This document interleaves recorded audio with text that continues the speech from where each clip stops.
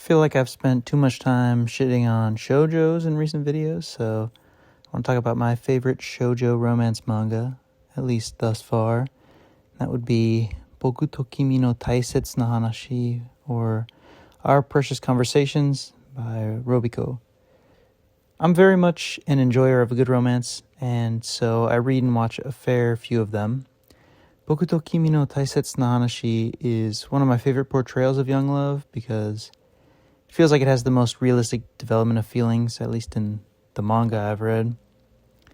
And also there's very little of those annoying contrivances that can be present in romances, and none of that shoujo man forcing himself on woman that I've been complaining about a lot recently. It's also super funny, and we get realistic conversations between high schoolers, friends, acquaintances. Everything just feels natural, but in a dicking around with your friends type of way. In terms of our main pairing, I really like that we have characters of opposite genders who are actually just talking and getting to know each other well. One thing that's always made little sense to me about a lot of these other stories, or just like stuff in general, is confessing to someone you don't really know at all. And the gradual build-up of the relationship they have from that sort of infatuation without really knowing the other person is good to see for once, since that's really how it goes to have a relationship, in my opinion. And their conversations really can go all over the place, and oftentimes they verge on just being arguments rather than conversations.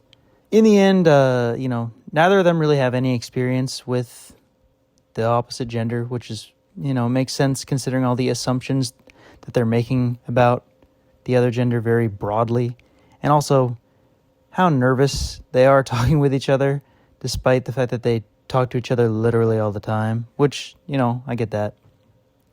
I believe they always hold realistic opinions on both sides, and, sometimes we get moments of truth, but a lot of the times it's also just they're stating their own opinions.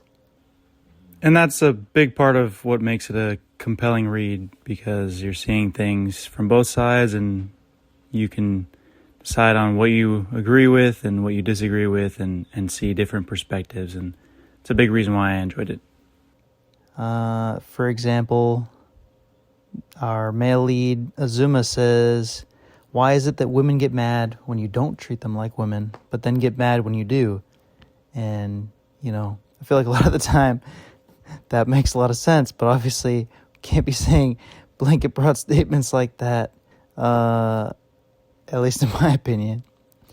But he also says that a guy friend has no chance in hell at a relationship with a woman he's friends with, and that is,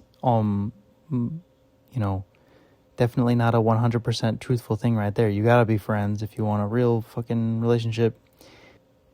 I feel like most of the stuff that I ended up disagreeing with were things that Azuma, the male lead, said, so I'm trying to see if I have an example of something that Aizawa, our female lead, said. Yeah, not a whole lot, honestly. I feel like the dynamic we get here, where we have a female author, just a side note, are there any male shoujo authors, really? I can't think of any. I feel like there's plenty of female shonen authors. I don't know. It just seems a little strange, but also it makes sense. But getting back on topic, since we have a female author here, we get more insight into how girls and women think, which means that perhaps I'm disagreeing more with Azuma because he's a caricature of what girls and women may think of what boys think about women and girls. If that makes any sense. There's also the fact that we have a woman writing this. There's some information that could be deemed useful if you want to be in a relationship with a female person and you're not a female person. Like what to do when you seemingly have your opinion asked for. Like, does this look good on me? Or, like, do you like this? What we're told here is just say it looks good. Looks good to me. That's cute. Like, it looks good on you. Which, Yeah, I get that. Obviously, as the person asking, you just are looking for some affirmation. Like, yeah, this looks good on me, but let me make sure. And obviously, you're not going to want to hear like no or maybe. Especially as the guy here, don't say maybe. Fucking, that's the same as saying no, right? And at least if you say no, you can give a reason or have an opinion, and you can have some input in this. So what it's saying here is you just got to say like, that looks good, which I don't fully agree with, but this is being presented in a way that it's like, if you just want to make a friend who's a girl, when you start getting these opinion questions, you just got to keep gassing her up. The way I see it is like, as you have a closer relationship with this person, then that's when you start being trusted, and you got to actually give your opinion. And you still can't say maybe. Like, we need to give a reason why it's a yes or a no. And the other major thing, or main thing, was like how to deal with texts where it just doesn't seem like you're being asked to input anything in the conversation. It's just like, I did this today, or like, this and this happened today, which, yeah, that happens. It's just like sharing, right? I wanted you to know this is how my day was going, or like, what do you think of this? It's just a way of staying in touch and communicating. It's just a sense of closeness, which is nice to have. And it's nothing's really being asked for, just acknowledge. You just need to affirm the other person is what is being presented here. I don't know. A lot of the stuff is kind of like common sense in a way, but also at the same time, like, if you don't know, you don't know, and you'll only learn by doing things wrong, and maybe you won't learn, you'll just do shit wrong forever. The same type of deal with, affirmation. Would you still love me if I was a worm type shit? I feel like a lot of the time, in order to get the relationship, you act slightly, in a different way. But you can't stop being the person you were in order to get this person. So you've got to keep affirming that you feel the same way, and that's why that happens. I guess I'll quote Aizawa, the female lead. Well, maybe I'm not direct quoting. I don't remember. I wrote this down. You won't be loved simply for being kind, but that doesn't mean it isn't important, and that it helps in building trust that's necessary for a relationship. And she also adds that you can't be a slob, which I feel like that's 90% true. I thought it was funny when Aizawa said that if girls really hated you, you would be invisible to them. They wouldn't act outwardly mean towards you. They just wouldn't acknowledge your existence.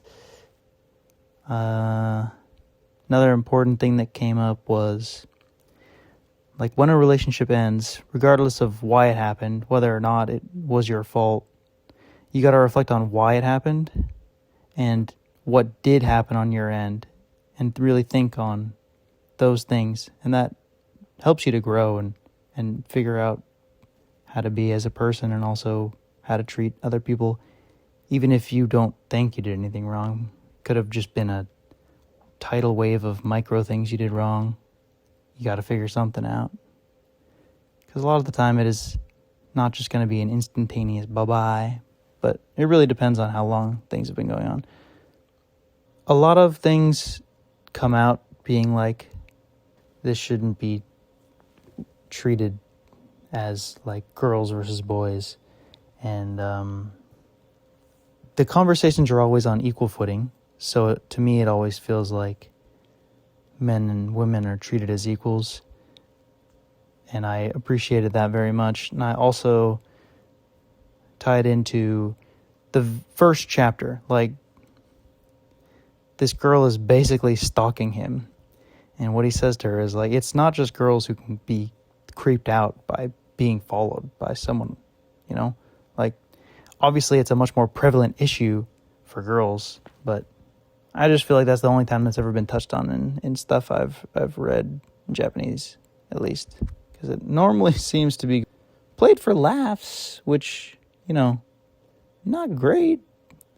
But stuff gets played for laughs the other way too, and that's also not great, and probably even less great since it's a much more real problem in the real world. But I think I don't want to talk about this anymore, at least in this video.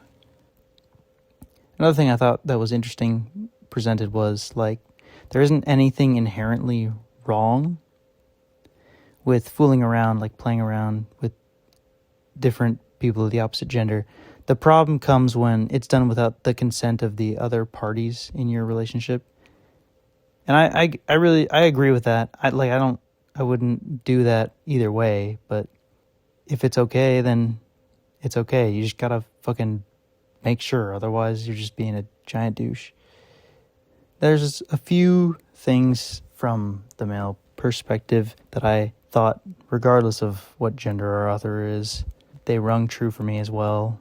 Like when Azuma said that basically many men, most, he says, but I don't know about that, can't ask a girl out unless they're 100% sure it'll work out. I think it just means to recognize that it's normally a serious thing when that happens. But to me, it also shows that lots of us guys are huge pussies, so don't be afraid to make the first move yourself if you're a woman, because you never know. Following from that, Azuma is also saying, you know, boys can be especially bad with actions where the motive or meaning was unclear. Like, was I given this chocolate because I'm loved or because everyone's getting it because we're friends? Like, I don't know. Like, maybe be more obvious, please. Like, I'm a dumbass. I don't want to have to infer because I feel like I'm going to infer wrong as it relates to last time. I want to be 100% sure things are going to work out before I have to do anything. And also, he says, a lot of the things that girls can obsess over, most guys never even noticed or cared about. I think this does go both ways, but it mainly falls on that female gender for this type of thing. And one of the most important things was said by just one of the, like, comedic side characters, that dating is a group effort. It's all about communication, and, you know, anything can be fun if you're doing it with someone you love. And I think that was pretty much the entire story here. Like, that's the lesson from the manga, Our Precious Conversations.